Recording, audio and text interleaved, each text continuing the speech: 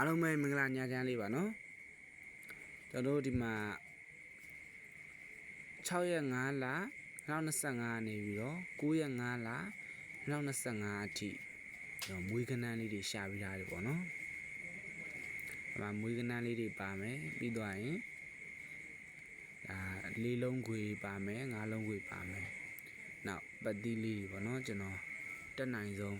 တခြားကျွန်တော်လုပ်ပေးထားတယ်ပေါ့ကျွန်တော်ပြောချင်တာကကျွန်တော်ရဲ့ channel လေးကို subscribe လုပ်ပေးဖို့နဲ့ဒါ like and share လေးလုပ်ပေးဖို့ကျွန်တော်က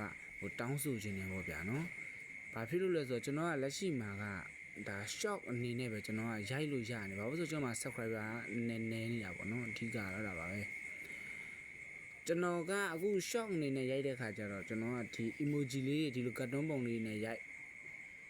နေရတာပေါ့အဲ့လိုပုံစံမျိုးပေါ့နော်ဒီလိုပုံမှန်လည်းရိုက်လို့ရပါတယ်ဒါပေမဲ့ဒီ short ကိုဖြစ်တဲ့အတွက်ကြောင့်ပေါ့အဲ့တော့ကျွန်တော်အခုဒီမှာကျွန်တော်ပေးမဲ့ခဏန်းလေးတွေကဒါ6ရက်5လ2025နေလို့နော်9ရက်5လ2025ဒီကျွန်တော်မွေးခဏန်းလေးရှာတာရှိတယ်အဲ့တော့တခြားလေးလိုက်မှတ်ပေးပါနော်95 90 45 ခုနော်အဲ့ဒီမှာပြန်ပြောမယ်နော်95 90 45 ခုနောက်33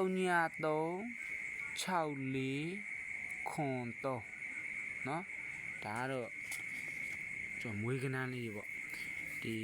6ရက်5လ2025နေပြီးတော့9ရက်5လ2025အထိပေါ့နော်ပေးထားပါပေါ့နော်အဲ့တော့ကျွန်တော်လေးလုံးခွေခွေလေးခွေခြင်းနေဆိုတဲ့လူတွေတော့ကတော့ကျွန်တော်က1285ဒါခွေဘူးပေါ့နော်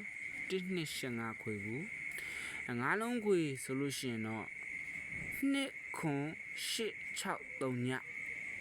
ဒါနေလေးလုံးခွေလေးပြန်ပြောပါမယ်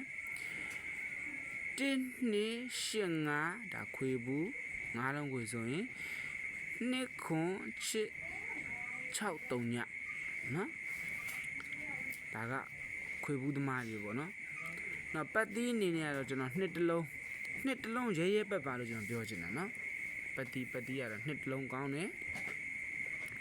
အားလုံးပဲအဆင်ပြေကြပါသေးပေါ့နော်ဒါငွေများများထုတ်နိုင်ကြပါသေးလို့ကျွန်တော်ကစတောင်းပေးပါတယ်ဗျ